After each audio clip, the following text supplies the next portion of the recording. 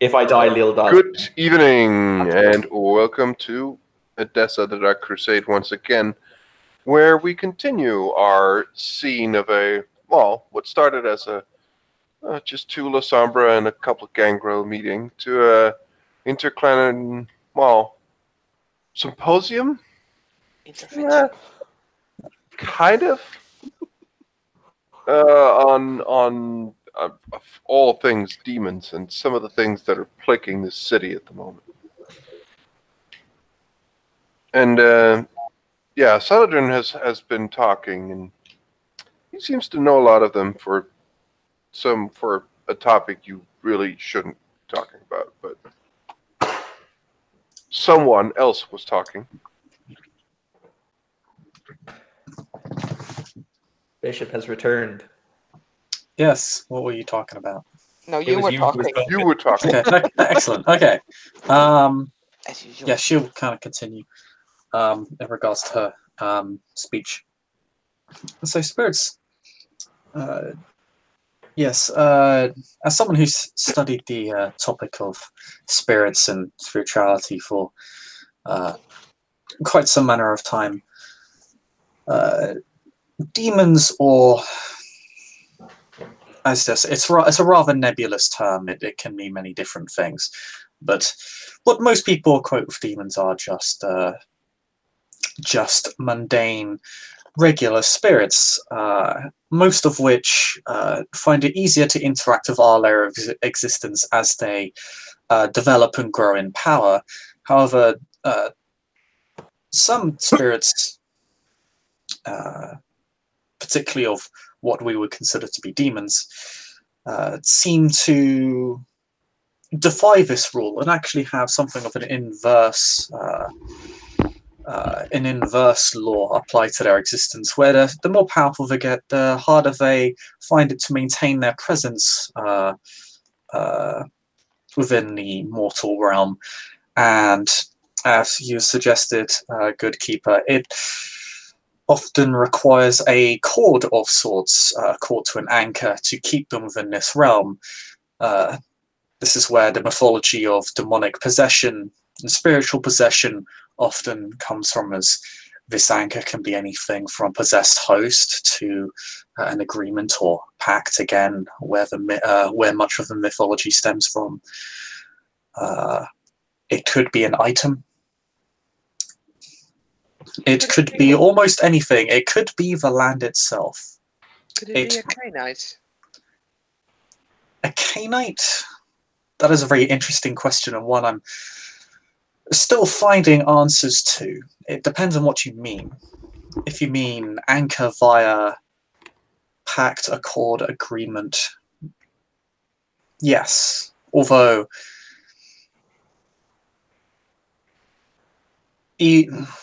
depending on the power of said spirit, certain anchors and cords can be rendered ineffective. Agreements can aid in the continued presence of a demon in the mortal realm, but often, particularly when we turn our eyes to the greater powers that be within the study of demonology, it is found that these are often not enough on their own. It often takes a great many of pacts, often in the form of servile cults, or simply to be hosted within a particular item. I've never heard of a Cainite being a vessel for a demon in particular, considering our unnatural makeup, not just within our physiology, but also in our spiritual existence. I can imagine the process would be largely incompatible with what we are, but just because there is an absence of evidence or an absence of recorded events does not mean it has not happened. This is a question I'm still trying to discover an answer to. Of course, within the bounds of the law, I'm not actually creating horrible possessed monsters. My apologies. Who are you? I'm Flavia, a pleasure. Of what blood? Oh, Ancillor of Krog-Meyer. Isn't she next to Miriam? Yes. I Do we am need to roll not some talk- things? I'm not gonna. Right, As okay. I've noticed that Odessa has become something of a magnet for infernalist activity, so I've taken it upon myself to understand why and how this is occurring, so that perhaps there is a flaw within the framework of how and why that can perhaps halt it, or even destroy it or prevent it in the future. With all of the most due respect, I must disagree with your assessment as to the nature of Cainite society and their ability to be rendered possessed via these entities. Are you aware of what a Sekhem is? She has 5 dots in a cult, so yes, she does. A Sekhem is the ancient Egyptian word for the true. It's basically the ancient Egyptian version of the true name. Every soul has a Sekhem, and at the point of your death, your name is called, the Sekhem is called out, and your heart and the feather are weighed against one another. Mhm. So he will say, we have it on good authority that Cainites as yet possess their soul in the form of the Sekhem to be weighed at the time of their endings. So it is that I would postulate that any individual who has yet possessed sovereign rights over their soul could in fact create such a bridge if they chose and deigned to do so.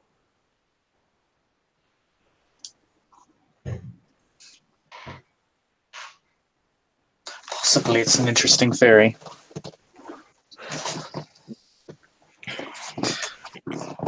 It's certainly something I shall investigate further myself when my initial, my current studies are completed. It is somewhat fortuitous, then. I sent a letter to your honored clan Primogen only a few nights ago. I'm still waiting a response, but intimating that we would be interested in the discussing of this matter with Clan Tremere, as the honored followers of Set have developed a means by which this demon can be ensnared and possibly either destroyed permanently or bound eternally. So it will no longer be it will no longer be a nuisance.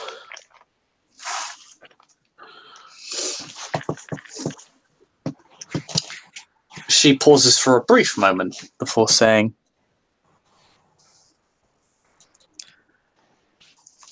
yes, I believe the sooner this malicious entity is gone, the better. I'll see what I can do in regards to hastening this meeting. To be honest, I'll likely be sent as a representative on behalf of the Primogens. You'll likely be seeing my face instead, but the Primogen will mean no disrespect by it. It's a fairly standard procedure for us.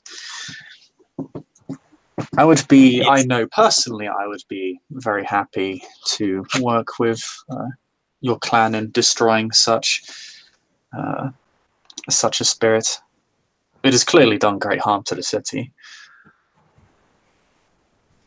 Better for all to see it gone. Clearly. If you need any of the events that have happened in the city regarding this entity, if my knowledge is of any use, I'm offering.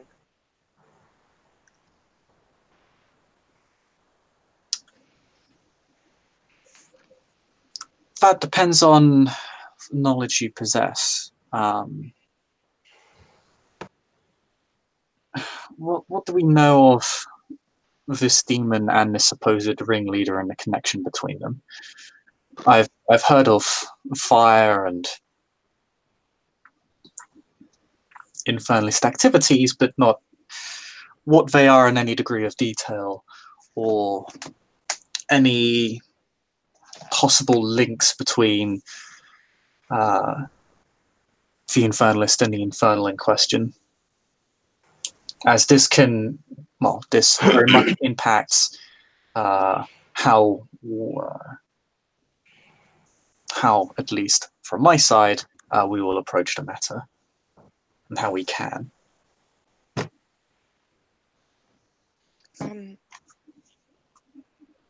May I ask a question?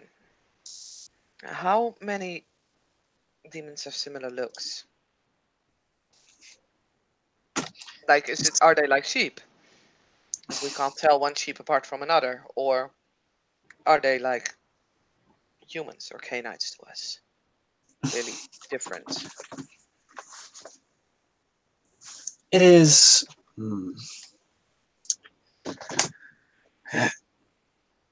I would not necessarily compare them to humans. They are different in both being and nature. They're immaterial.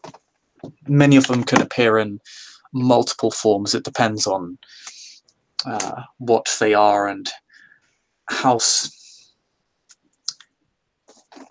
to say powerful they are considered within a particular hierarchy.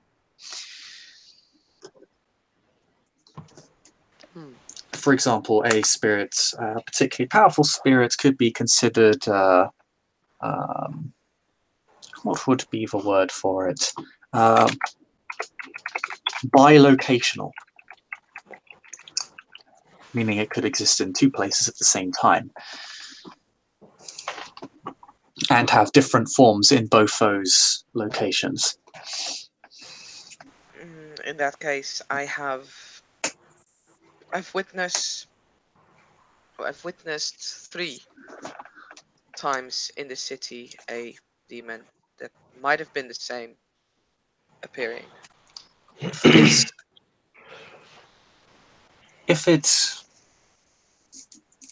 if you have seen a spirit that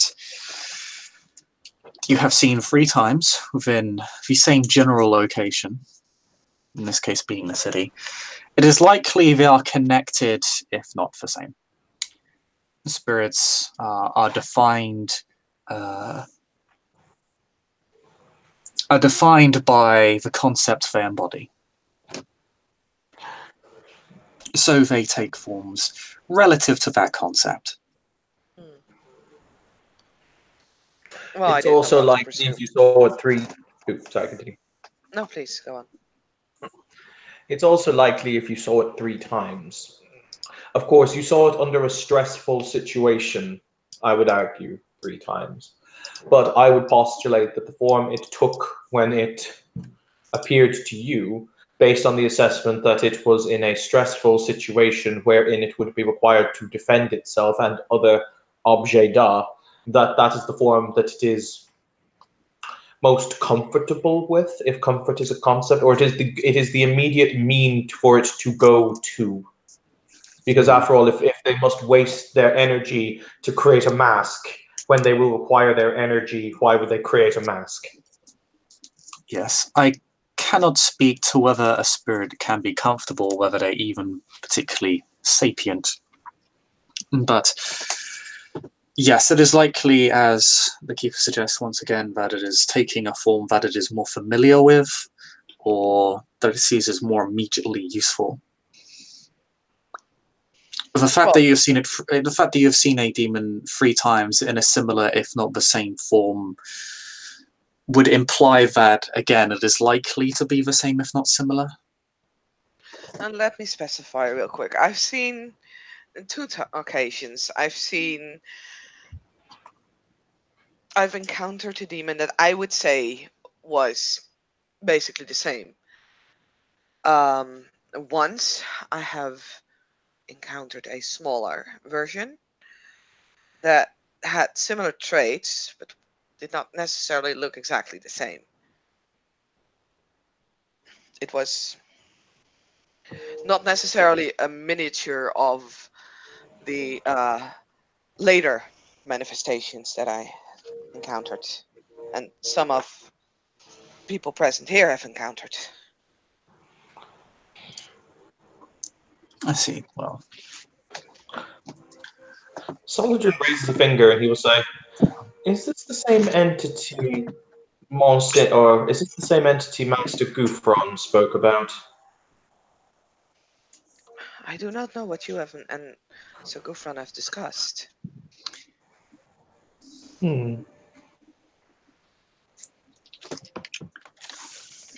I also cannot speak to Master Gouffron as a witness. Well, I know of the gentleman. I know the gentleman in passing. I don't think I've ever met the man. No. But as to your assessment, I would say, does a child not grow? Essentially, it is possible that one could have been the pupae form of the infernal butterfly that has now emerged. All it would take is time and correct nourishment. Well, that is a common use theory, is my theory as well, but I have no proof of such matter, so I did not wish to insinuate.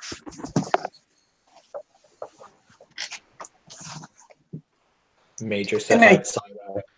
Sorry. In any case, I believe on this particular matter, we can really only speculate. This is perhaps something we'd have more opportunity to verify upon the resolving of the issue rather than in the midst of it. Perhaps so, yes. Though I think understanding this creature or putting dots together might lead us to, well, as you said, the source it's feeding off.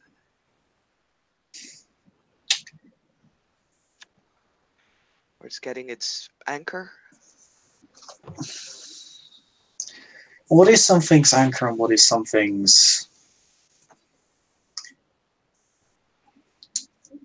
food or fuel, for lack of a better term, are often separate and are not always particularly easy to verify. But taking either of those away would be a major setback for the entity. So if we find one by speculating, by theorizing, by looking into it, it's worth a shot. Removing the anchor would remove the demon completely. That wouldn't prevent it from attempting to come back at some point, but it may be removed for years, months, decades, centuries. I wouldn't be able to give you an estimate, not only because I know little about this particular entity, but also because it is not a well-documented matter. Much of this is not. And thus it was, it hit me like a ton of bricks. The Soldier kind of purses his thumb and his forefinger to the bridge of his nose, and like he just starts shaking his head, and he'll say, "Is that what a bricks fell?" Yeah, the bricks fell right in the bridge of his nose. Damn those bricks. I take all the bashing damage. Damn it, Omar, you didn't rebuild your store properly. But no, he'll say, contemplate this, however. There is a cord that connects one to another. In this case, one being the demon's, for lack of a better word, domator, and the other being the demon itself. An anchor, a cord, binding. Now, say for example, if through whatever method was done, that cord was snapped. Now, if you are an individual with the resources to do so and the cord has been snapped, it might be very easy for you to reach out and grab the strand that waves in the wind before it is the creature is shoved back to hell and tie it on to something else.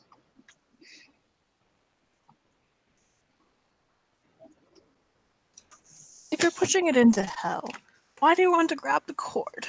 This entire conversation will give me measles. You can't suffer from measles, Master Luftig. It's the nature of being undead.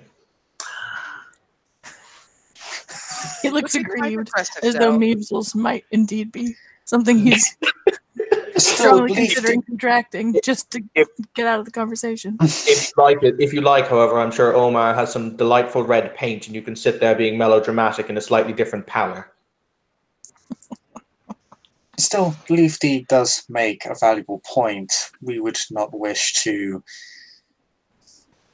imprison this demon. I believe it would be wiser to simply see it gone or destroyed. No. You misunderstand me. My comment is not could it be grabbed. My comment is not the What if it individual was? would reach. What if it was someone else who would have an interest in such a thing, who in that moment reached out and plucked the waving cord?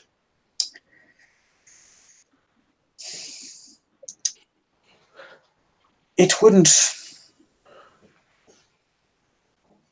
She stops.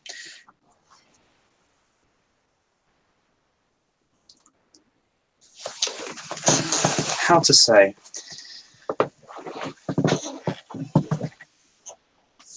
With due respect, I believe the analogy is somewhat flawed. The wavering cord would not be able to be reached out to. In this case, a new one would have to be made. If the cord were to snap, it would not work in that sense. However, consider this. I've been led to understand that connections are incredibly important. So, an entity that had a familiar connection, a sympathetic link with Edessa, because after all, the place where you died or the place where you were banished is a strong sympathetic link. It might make the forging of a new tether all the easier. Depending on the sympathy in question.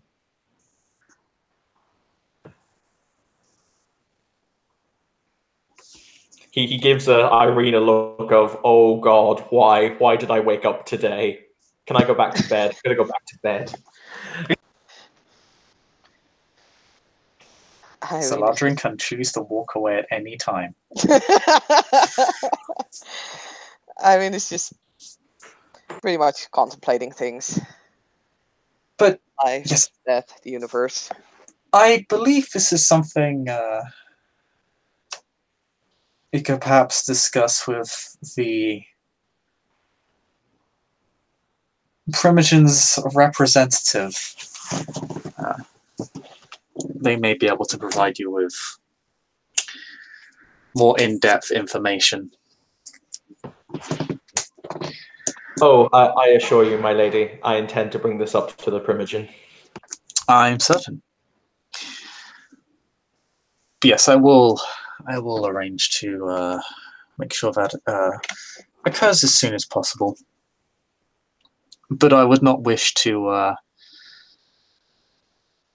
invoke the disease of measles upon Leafdeeg any further. His form It's decomposes by the second. And it would be a waste. I have a lovely form. Ah yes, Master Lifting, perhaps it has progressed from measles to leprosy. God forbid.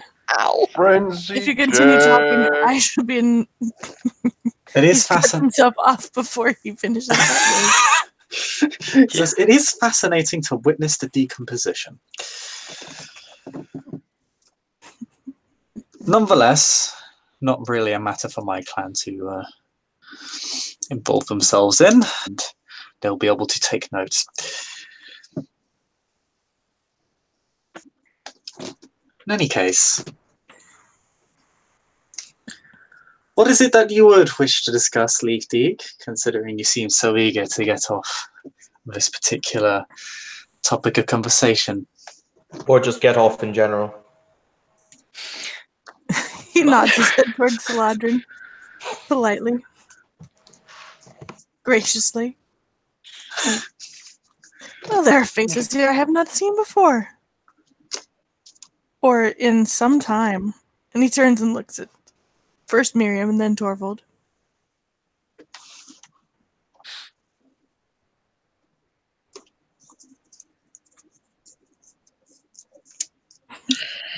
Torvald looks up because he's being sort of looked at.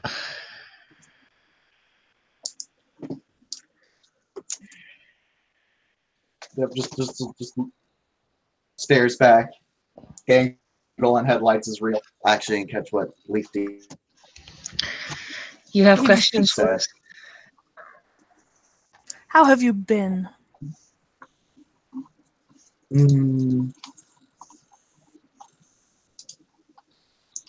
Fed and how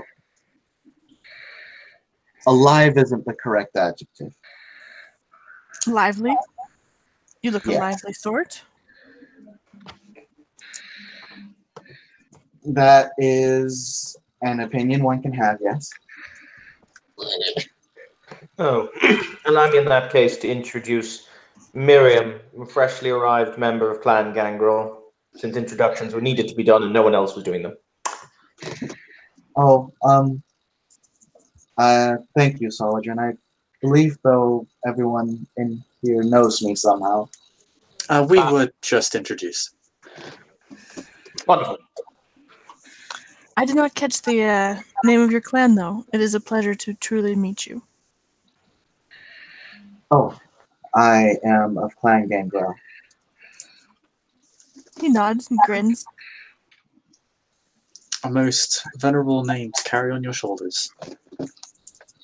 But one I'm sure that is welcomed within the boundaries of Odessa. As far as I know, it is. The city has been very generous to our clan. I would hope that Odessa would be generous to all. Indeed. And I very much agree. It has been very generous indeed. I would argue Odessa is generous based upon merit. This is also quite true. An attitude that I certainly welcome. I believe I speak for the majority of Clan Tremere when I say we welcome it.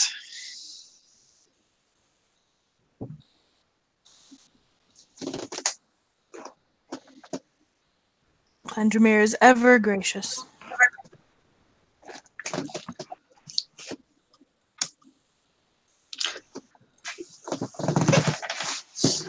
We simply do what we must for the domain.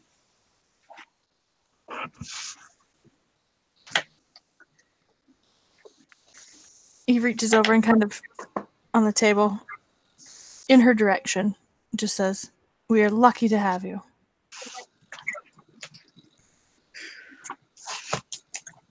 You humble me in my clan, Beefsteak, but thank you.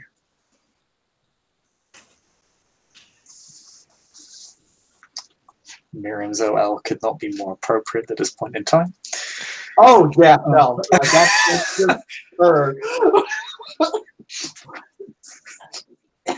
What is this straight up fucking heresy I hear?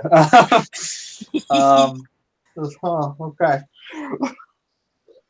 Lufty's gonna peony Miriam with all these dots. Ready? Yeah. All of them. Yeah, Remember the Fluffy salute would, but she were really pretty great. doesn't need to or want to. Yep, I for one remember the Salubri. They were pretty great. Nope. Nothing. Yeah, really did it everybody a favor. Oh my god, he has as much empathy as Miriam. Well, there you go. Miriam stands a chance. You know something, since we're peonying Miriam, I'm going to throw my dots at Miriam. He has as much dots and empathy as Miriam. Then it is an even fight.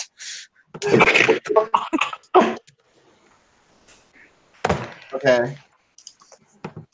Flavia, for her part, just looks, oh, so humbled. Oh, Leafy is so nice. Oh. Gee, guys. So, how you feeling over there? It's almost as if there was a significant issue between the Tremere and the Gangrel that makes Miriam distinctly uncomfortable. Lufty has no idea. She seems fine. It's good. He's not fussed. I think everything is fine, really. Guys, it's okay. We can't kill Luffy until he makes me super temple. Don't worry about it, though. Luffy must live. Margaret's like, oh jeez, wonder what that could be. I know nothing that could make them hate each other. Fluffy, for her part, does not look hateful at all. In fact, she's quite pleased. This evening is lovely. Well, the thing is, this isn't necessarily hate. This is tension. This is It's sketch. not me, but yeah, it's sketch and it's sus. This is not normal. Welcome to the new normal, Clan Gangrel. But yes,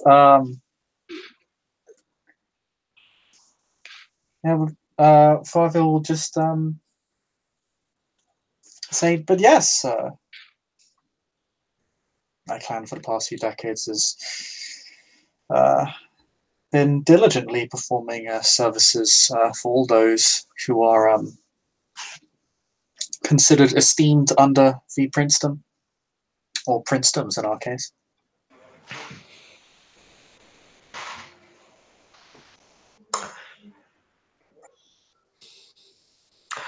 Bishop, before I throw shade, because I'm about to throw some shade, I have a That's fine. question. Yes. Were the Salubri ever like said get thee out of the domain for a reason, or did they just vanish? To everybody's knowledge, you can just disappear. Like the prince never said they all have to die or anything melodramatic. Nope. Okay. Nope. He'll say, "Ah, yes. I'm led to understand that you have a special relationship with the no, he wouldn't say special relationship. I'm led to understand that your services are particularly venerated by the members of the honourable clan Salubri."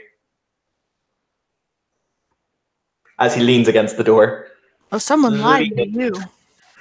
Yes, that's a highly questionable statement. Who told you that? Because I dare say, as a good keeper, you certainly wouldn't have been ignorant enough to believe such a thing.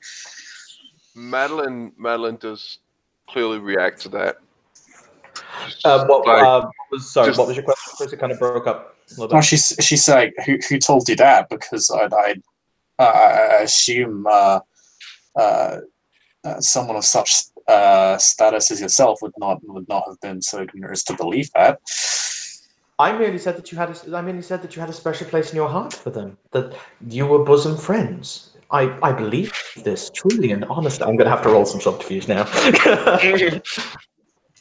Liftig is giving him a look like, "Are you drunk?" There's a little bit of concern.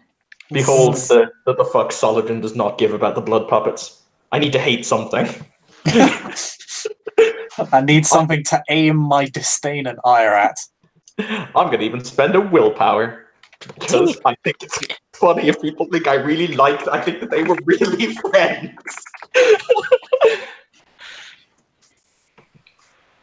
Yep.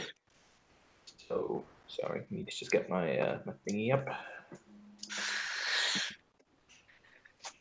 It's 4 successes with the willpower. Let's see. How much do I have? To try and see through that bullshit. It's going to be hard. I'm pretty happy at least Luftig believes me. But she's going to use a willpower too. Phobia is. And use a willpower. That's 1, 2, 3, 4. Ah. So what's Solodrin rolling subterfuge for? Just basically saying that he actually thought you liked the Salubri. Like, as in, I honestly thought you guys were friends. Oh God, Jesus Christ. Liftig leans forward with earnest concern in his face and says, "My Lord Solodrin, you have been too long in your books." So who's the defender in the lie? Is it the one lying or? The one who's being lied to is the defender in lying check, so you would win because you are the defender. Okay. Oh man, that's a cool rule that I should definitely take up on because I the inverse. Oh no, it's the defender is the person being lied to.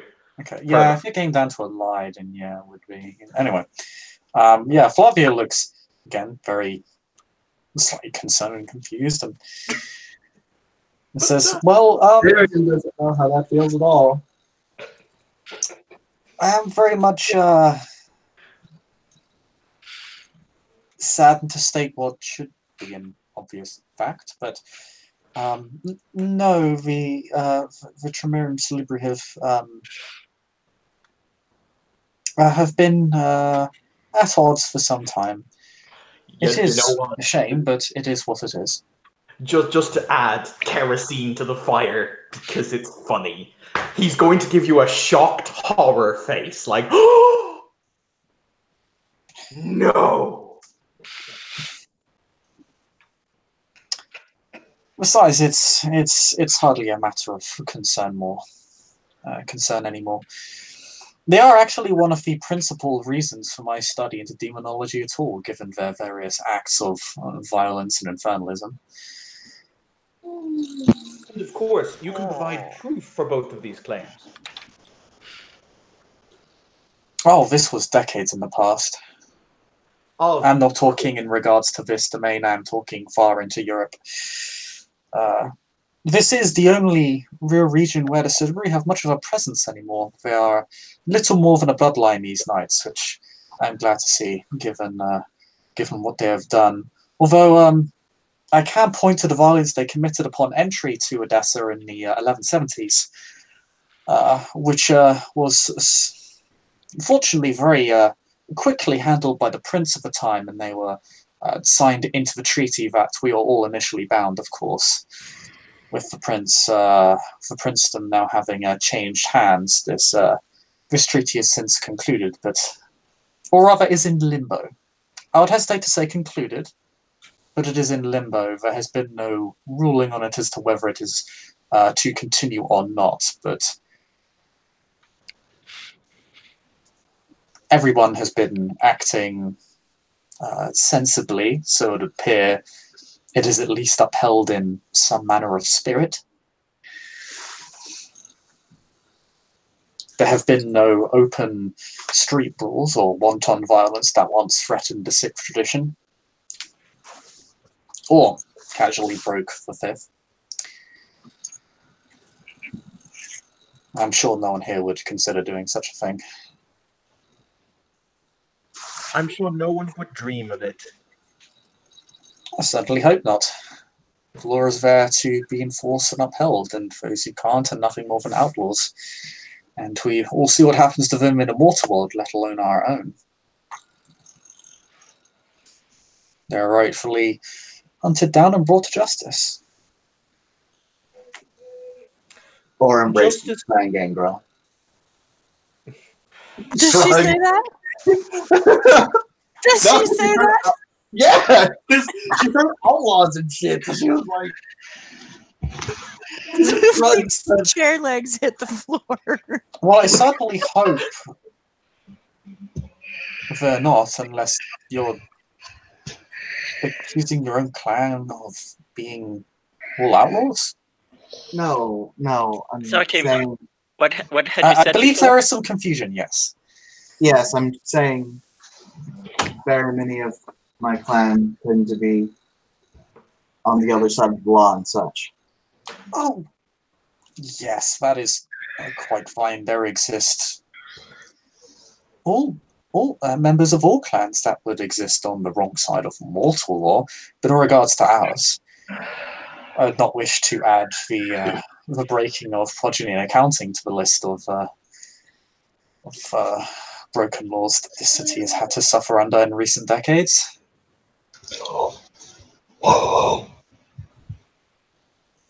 Urge to gank the Tremere rising. No, absolutely not. I'm sure that everything is in its place and as it should be. Well, apart from Fiona rising above its station, and this issue regarding a demon, I would say so. So, I have a bit of confusion. Perhaps I can help clarify. Why don't we demon? Why don't we want the demon? Why don't we just go kill it? It's not that simple. Destroying a demon's or a spirit's corporeal form, if it even has one, will not permanently get rid of it. It can reform over time. And as I think the good keeper can attest to, getting near it can be, well, a This challenge. is also true depending on the power of the demon. It can, or even a spirit in general, can have all manner of adverse effects on the mind and body. Of course, we are separate from the regular, lesser mortal populace, but even then it can have effects upon us. But this is merely speculation in regards to this particular entity. Destroying its physical anchor would help, if it has one. Yeah. Oh, I believe And it I see did. Leaf League is gaining measles again. Oh my. just as the conversation kind of pans out, Soldier will smile and say, "Oh, I believe it did." That's all I'm going to say. I've done my sass. I'm at my sass quota for the evening. Okay, good. What's that? Did you say you destroyed the anchor? He Sure. glances towards Slavia like, did I use the right word? I'm going to die. You destroyed it already? The problem is solved?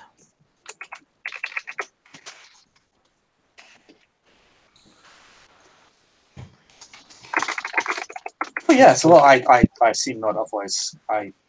He was asking Saladrin. Sorry. Well, I mean, Oh, Flavia. no. I believe it transferred its or something transferred its anchor.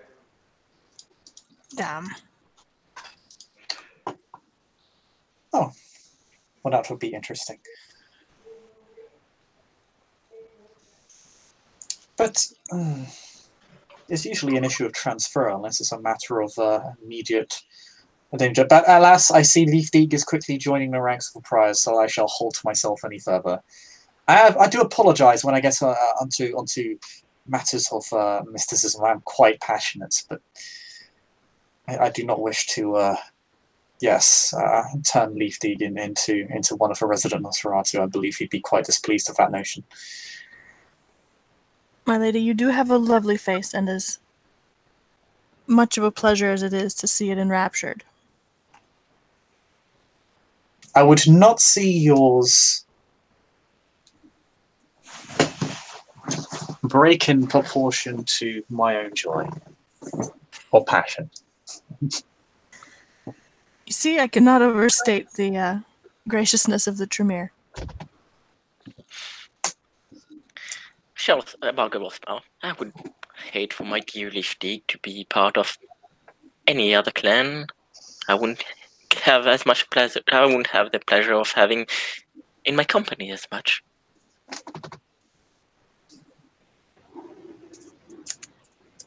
Lifting's kind of lazy sense of humor suddenly falls away and turns to a rather pleased look. He sits back and stops being an asshole.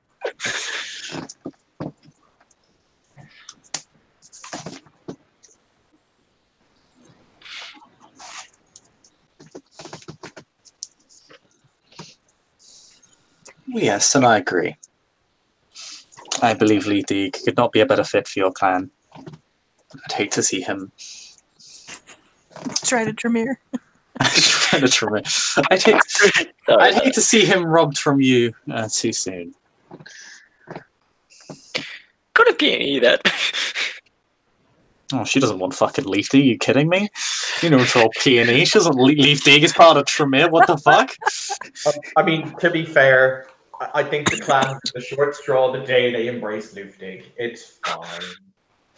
She's like, you can keep him.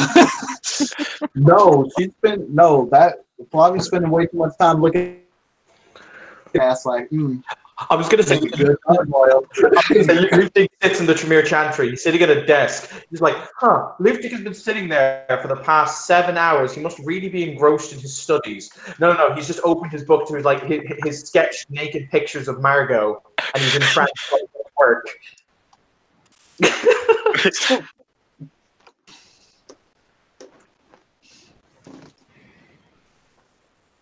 Still, I'm sure he could build us quite a marvelous haven. In fact, I'm sure he's most likely built you some quite fantastic havens as well. She says, My lady, should you need, I stand ready to assist. Please believe it would be a pleasure. Thorvald, how have you been? Speaking of havens. And He having them raises a built. brow. No complaints. I've been well, thank you. I am pleased to hear it. And as you can see, my clan is growing somewhat, which is good.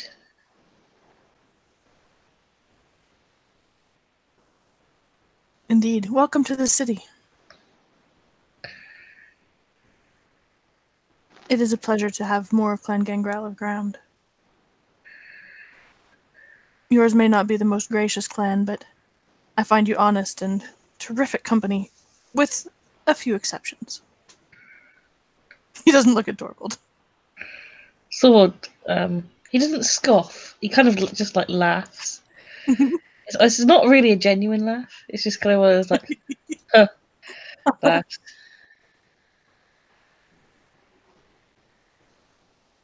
He's eyeballing Miriam again. If she's paying attention.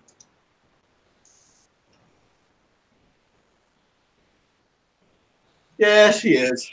It's in between.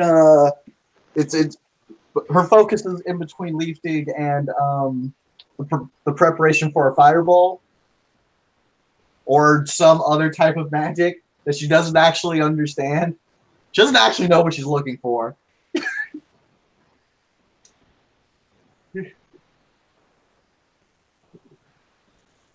But yeah.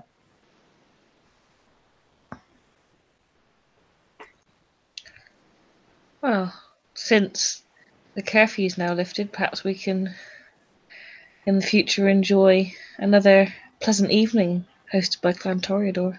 I did enjoy the last one.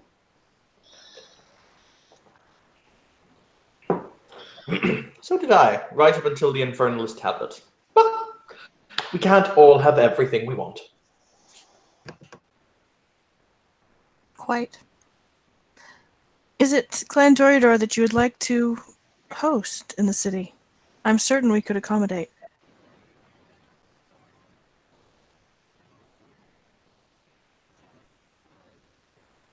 He glances at Margot. Yeah, Marco is looking at the people. Like, what do you want us to host?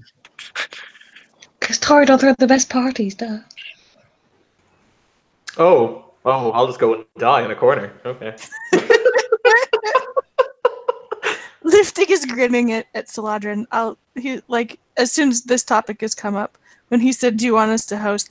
He turns towards Saladrin and grins, waiting to see how Saladrin's going to respond to all that. He's amused. Ah, Master Luftig, I'm reminded that you are penciled into the Harpy's ledger, owing me a major boon. I'm somewhat tempted, as, after all, the plumbing in my establishment has not been what it is, and I could use a detailed map of it. It might require you getting your hands dirty. He leans forward a bit and meets Saladrin's eye. He's still grinning. There's not malice in his grin. He looks actually fairly cheerful about it, and he says, "I believe you and I have both know that I have no trouble getting my hands dirty when necessary. I would be pleased to map whatever you like." He will smile back, and he will say, do I play the he what card? Do I be urged to do it? Oh man, hang on, let me get my character sheet ready. Oh no. Okay, it's ready. Go ahead. I mean, you say, do I play the he what card? You're playing Saladrin. We all know you're going to play that card. He's a dick. He'll nod and he'll say, Mind you, no. I will keep the boon I am owed by you for a purpose of great gravity, sincerity, honor, and forthright thinking. In the meantime, I am forced to deal with architects who are, shall we say, more gifted in other means, such as with taste, the ability to create grandeur and spectacle. Lady Hewat, for example.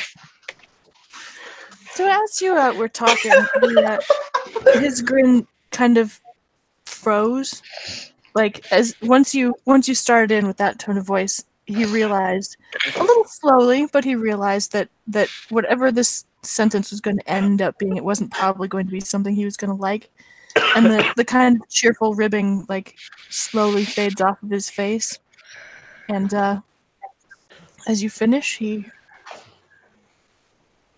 does two things. He sits back like he intends to just kind of sit down and like a dog that's been told to sit, and then he abruptly stands back up and dusts off his hands and says, "Well, that's a shame, truly. I think it is time for me to take my leave, my lady." Marco will stand. Leafdig here is already working on a project I have asked him to. I'm sure it will be magnificent.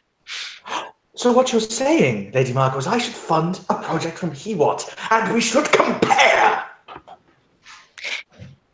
Hewat is already on a project, and I have asked her to as well. Oh my god, I love you, cousin. Miriam, you know what? Miriam's gonna accidentally throw gasoline on the fire. She's just gonna ask, "Who is Siwa?" An architect of near divine skill. And trust me, I know the nature of the divine rather well. Sorry, I'm sorry. Liftig is going to Ruffle begin rolling. frenzy. Aww. Oh, guys, it's about to get ugly. Yay! Yay, I might have touched you something. Do what? I forgot. Wait, where did you roll? Okay. Oh, okay. Oh, you haven't. Here we go. Da-da-da. Da-da-da. Oh, he Oh man, succeeds. who succeeds? What a this guy. Maybe that's Yeah. what Oh wait, no, wait, we did it wrong. That buys him 2 turns. He doesn't frenzy for 2 turns. Oh no, He we're has to just get 5 rolling it. successes. I'm just rolling it at the rules as in you just succeeded the one check because otherwise it just takes too long. And Oh, but I love the rules. But Okay, if you're a well, bourgeois, you basically auto frenzy with those rules. No, the rules don't. The rules say that you just have to get 5 successes total, and for each success that you get, you stave it off for a turn. Yeah, So if next you're a turn, bourgeois, it's +2 diff and no willpower can be spent. So they will botch one of those rolls. I was going to say, I remember the last time I failed the frenzy check. I died. Oddly enough, Solidrin, because he's standing at the door, because I died standing at the door, is standing where I was killed. what are you doing over there, mister? You're standing on the ashes of your former corpse.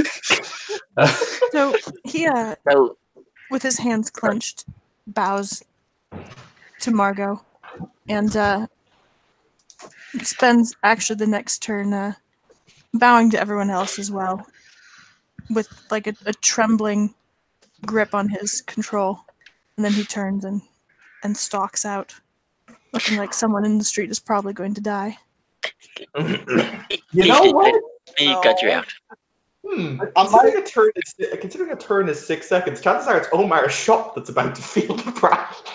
So, well, okay, hold. Oh man, I think I might do something silly. I might follow. Fuck it. She's curious because she sees the Toreadors off his game. She's not used to seeing that. She might go see what he's gonna do after he leaves.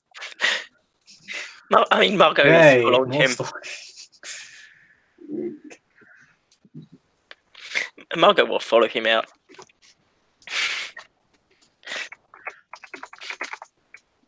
Oh, I didn't mean to empty the room, you guys. I'm sorry. And she'll check Actually, because if Miri is following, is she trying to be stealthy about it?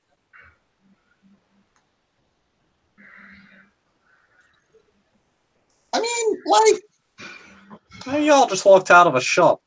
I don't yeah, think anybody can be really stealthy in this situation. When everyone is very much out of eyesight, Sullivan kind of kicks the door closed behind him, and the pleasant demeanor drops. Like the smile dies on the face, and he takes on a look of, "Oh, I did that. Oh dear." Before he will look at Irene, and he will say in very frank seriousness, "I think you and I now suspect the same course of action as it pertains our infernal friend, or rather, the origin of such." Irene will nod. Madeline just looks at Celadrim. I concur. Excellent. I intend to bring this up to my primogen this evening. It was, shall we say, more verbose than necessary to have. It was more verbose than perhaps was necessary to have our dear primogen of Plantoridor leave in such a manner. But then again, Luftig was the weak link in that particular chain. So now I will be able to inform you of the intention in a more private manner. Just quick question. Who is this Luftig? Oh, the I have measles Toreador. Ah, I see. His sire clearly dropped him on the head during the embrace. It's fine. Don't worry about it. So, Sorry, Bishop. What was the name of your Tremere NPC? Flavia. Mistress Flavia. I may require a more urgent word with you as it pertains to demonic matter than was previously thought. My suspicions now, or rather, suspicions now having been enkindled.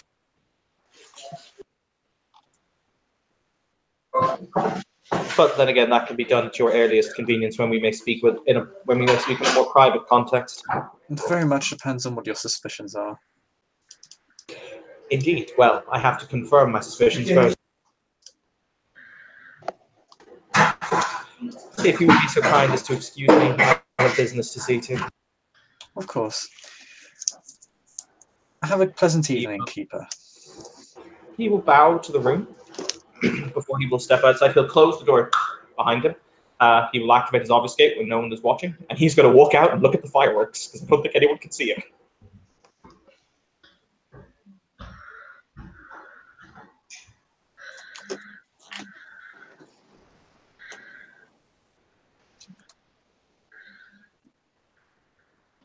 So There is that Flavia really is just that silent when Saladrin leaves, and looks significantly less pleased when he's gone. I think it is our duty, at least some of us, although they are looking for him. Luftek is. We should make certain that the silence is kept. Why are we suddenly concerned about Leaf Deep breaking the silence?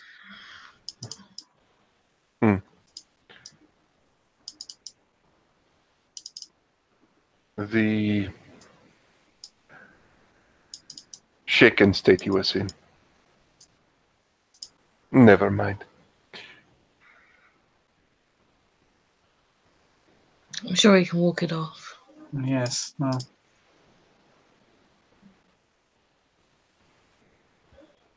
The Keeper did at least manage to aggravate at least 3 of us, so it doesn't really surprise me that one of them is expressing anger.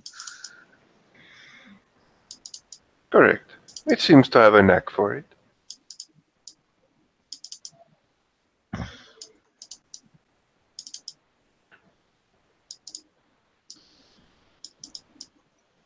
I do find the idea of a Setite mocking the concept of clan feuds rather ironic, I must admit.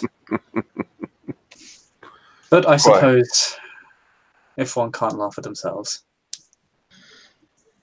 And given the situation of Clan Setite, I cannot really lose anything.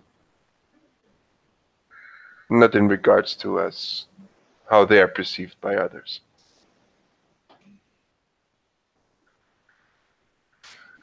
I'm aware that my clan has not always been perceived in, or is generally not perceived in a favourable fashion, but I see, but from what I recall, the clan of Set, as it calls itself, has held it as a tradition.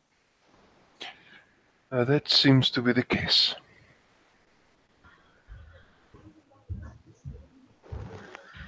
Oh.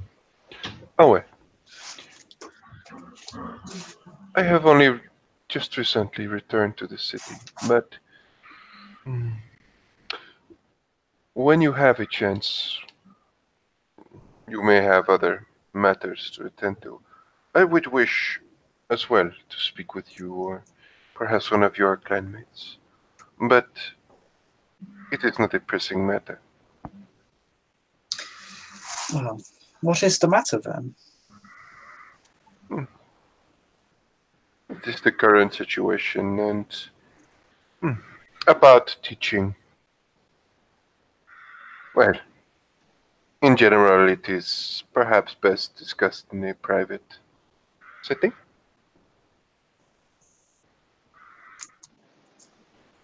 Of course, that is something myself and my clan can very easily arrange for you. Very well. Well, everyone, I must be going, but it has been a genuine pleasure. And Madeline gets up. For curtsy to the people, and will leave. Sort of stands up, he watches her go. He doesn't follow her. He sits back down again.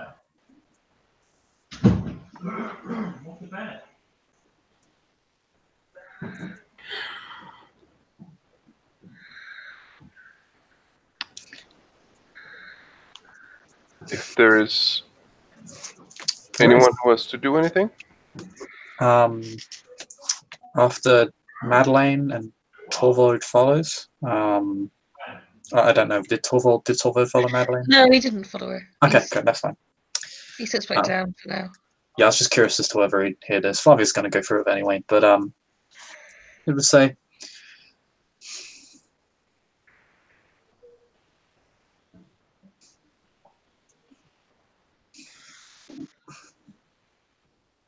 my good Harpy Irene, or would you prefer Harpy Igiri? Just Irene is fine. Yes. Irene, it shall be then.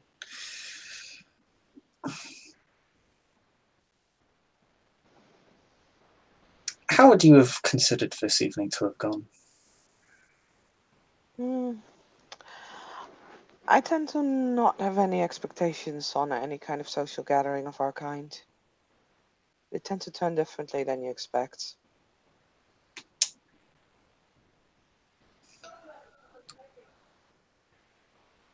Does it concern you that we perhaps have no expectations for how we are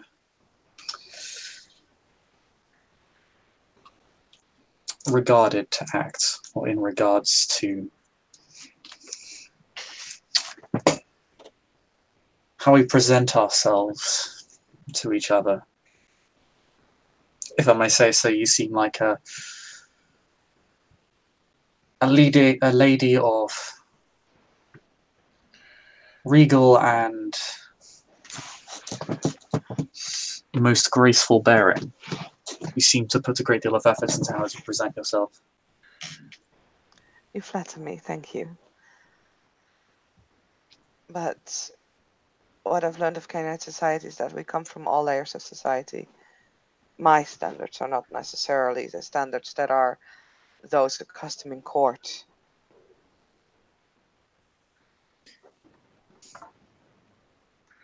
But I don't believe that's an excuse for having none.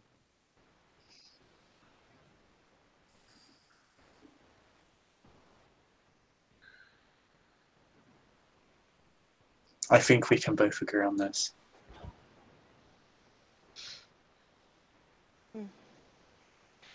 It would be nice if we would be able to hold polite conversation, but I've learned to accept that that is not always possible.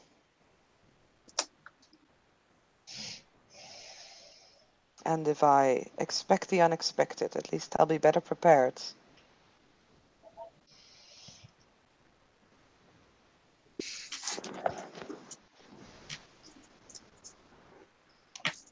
I have a lot of respect for your tolerance for myself and many others, Irene. However, I must say I do not possess the same degree of patience that you do.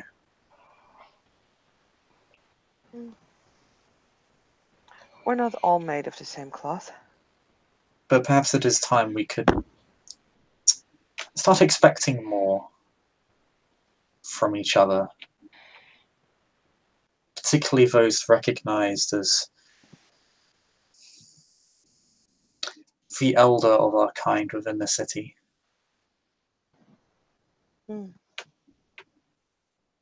I say this as one of those people myself.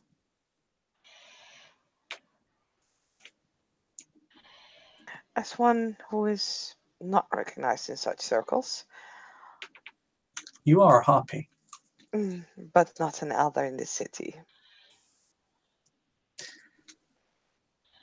Still, your words carry more weight than most other neonates, and as much, if not more than my own. So I very much vehemently disagree with your statement. Regardless of the modesty involved, it is not the truth. I apologize. I did not mean to be deceptive in any kind.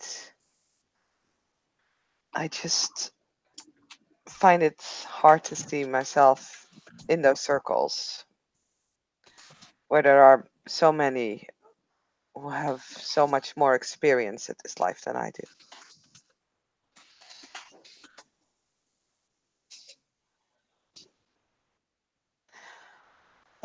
But anyway, regardless of what circle I'm in, I feel when it comes to meeting our kind, everyone should be on their best behavior, or should at least attempt to do so. Perhaps as a harpy it is something you could express to the court at large. As a noble example of it, of course. Perhaps I could.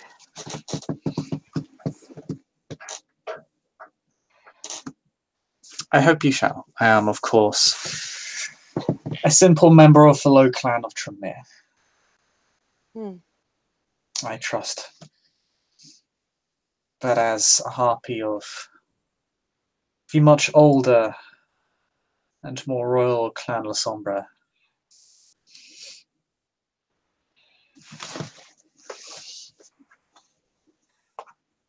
you would endeavor to uphold the standards of behavior that I hope we would all be expected to abide by. But that is all I had to express. My apologies for taking up any more of your time. And your words will not take up any unnecessary element of my time. I quite enjoy speaking and gaining more knowledge, more wisdom. It's through the words of others that we learn.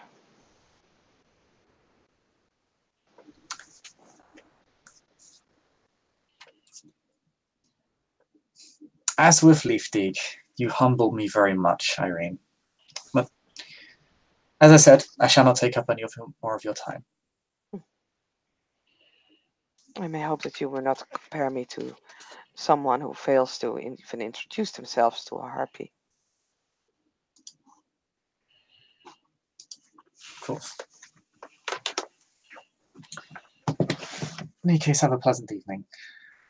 Likewise. I hope that the future ones prove more cordial than tonight's.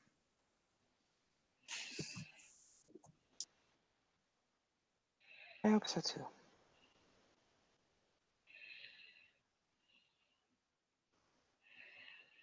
And she will leave. And Cassie.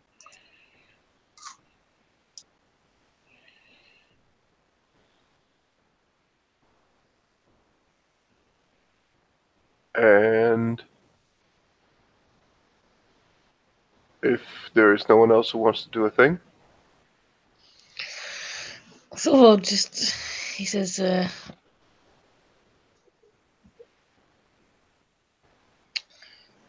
well, that could have gone a lot worse. Shall I walk you back to the wilds? He's asking Miriam.